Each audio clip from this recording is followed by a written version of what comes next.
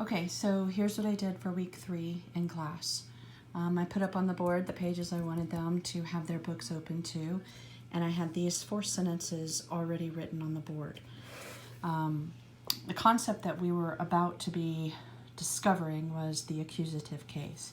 So what I did was I came over here to this first set of exercises where they are in the English, and I pulled my sentences from there because those English sentences will follow the same pattern of subject, verb, direct object that I'm going to be looking for. So I used those sentences and I put these up on the board. So this page is my notes and these are my board notes. So anyway, so we took some time. Now, they were not technically looking in their purple book yet. They just were making observations about these sentences that were on the board. And I didn't have them labeled yet or anything. In our process of observation, I asked them these types of questions, not necessarily exactly, but this at least kind of got me started. So what do you see?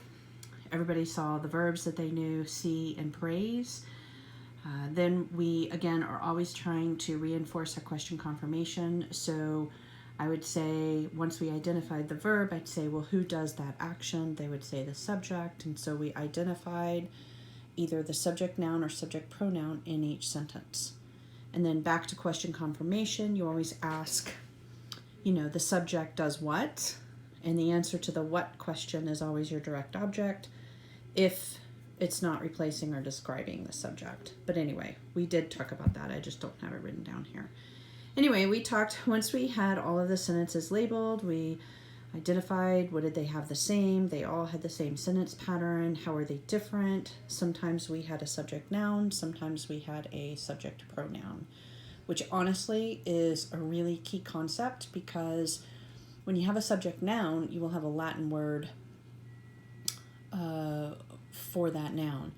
Whereas if your subject is a pronoun, it's going to end up being in the Latin verb. You won't have a distinct Latin word for that. Not at this point anyway. So we walked through that, and then we took to our purple books and we just read. So I would pick a student and have them read out loud, and they would take turns, and I would ask them if they understood what they read. Can you explain to me what's going on in this information? So again, we had a little bit of diagramming there, so we practiced that. Sorry for bouncing around here. We practiced that with one of our sentences, and we did this diagramming. So anyway, we took a look at our new vocabulary, and I'm sorry, I'm distracted, bouncing all over the place. So we made our observations as far as singular and plural verbs. We noted that we had a new noun, that it must be in first declension because it ended in the AE. We quickly declined that out loud together, looking at our rule number 31. And then we took to exercise 6, and we did a couple of example ones. We follow these particular steps. I'd ask them first, and I would take turns calling on different people. Can you tell me the verb? What do we know about the verb? The verb is plural. Underline it twice. So we would label it with a V if it's a verb. We would underline once for singular, twice for plural. Then we would go to the noun endings. We would just circle them, and then one at a time, we would identify them. Now, the now tie, technically, it could be genitive singular, dative singular, or nominative plural, but we made the observation that we had a plural verb, so therefore we had to have the plural noun to go with it, subject. Anyway, we walked through those steps in translating, and then the next thing in the textbook was the introduction of the genitive. So I had those 3 sentences, again, not labeled at the time, but already on the board in English for them to make observations. Somebody figured out that they all showed possession, and so we went back to chanting our cases that we learned in foundations, nominative, subject, genitive, possessive, and so on until they figured out that the genitive case is the one that shows possession.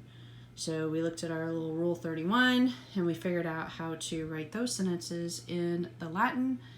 And in the process, we reviewed how we show possession in English, whether it was singular or plural, where does the apostrophe go, And anyway, and then after that we played a game of Around the World using the Latin flashcards that we have learned so far.